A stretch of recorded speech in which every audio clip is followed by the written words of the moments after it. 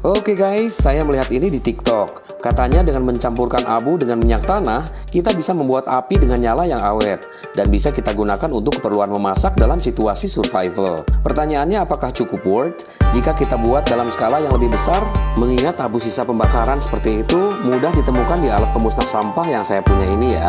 Oke, tanpa berlama-lama langsung kita praktik saja ya.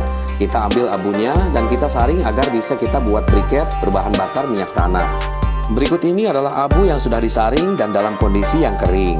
Nah, karena minyak tanah sangat sulit didapatkan, jadi di sini saya ganti dengan solar karena sifatnya tidak terlalu jauh dengan minyak tanah dan sama-sama produk sampingan dari minyak mentah ya. Perbedaan yang mencolok adalah solar mempunyai titik didih yang tinggi, harusnya bisa menyala lebih awet dibanding dengan minyak tanah.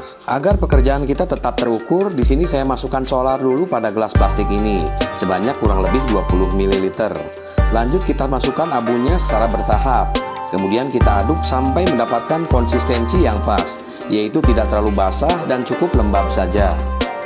Jika dirasa konsistensi adonan sudah pas, kita masuk pada tahap selanjutnya ya, yaitu proses pencetakan. Alat cetak yang kita gunakan yaitu pipa PVC dengan ukuran 3 kali lebih besar, yaitu ukuran 1,5 inci.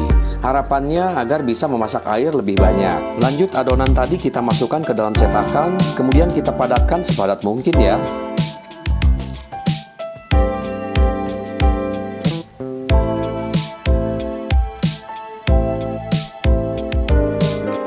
Nah, dan ini hasilnya ya.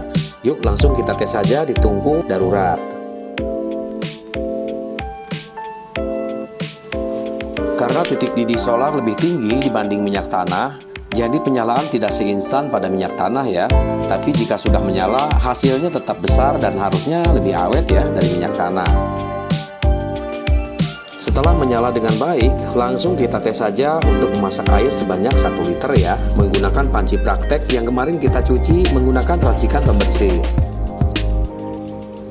Impresi pertama menyalakan briket minyak tanah ini adalah jelaga yang keluar cukup tebal dan dapat dipastikan panci ini akan kembali hitam. Jadi pengukuran selanjutnya adalah tingkat keawetan dan panas yang dihasilkan ya. Jadi jika alat masak dengan panci tanpa penutup seperti ini mungkin perlu dipertanyakan ya untuk kesehatan kita jika airnya akan kita konsumsi. Dan sebagai catatan, briket ini tidak bisa dikeringkan, artinya begitu dibuat harus langsung digunakan. Karena nyala api sepenuhnya dari bahan bakar minyak tanah atau solar. Karena abu warna putih atau dikenal dengan dead ash sama sekali tidak mempunyai bahan bakar. Oke, setelah 8 menit berlalu akhirnya air bisa panas dan sedikit mendidih tanpa bergolak dengan kuat. Artinya api yang dihasilkan tidak cukup panas meski api bisa menyala sedikit lebih awet. Jadi dengan bahan bakar solar sebanyak 20 ml yang bisa menyala selama 8 menit, saya rasa kurang worth it ya. Jika melihat panas yang dihasilkan kurang begitu kuat. Meski ukuran briket kita naikkan ukurannya menjadi 3 kali lipat lebih besar. Nah, agar tidak sia-sia untuk hasil air panasnya kita manfaatkan saja untuk memasak dedak ya, untuk pakan jamur jakaba, biar nggak sia-sia. Oke guys, demikian informasi pada kesempatan kali ini, mudah-mudahan bermanfaat.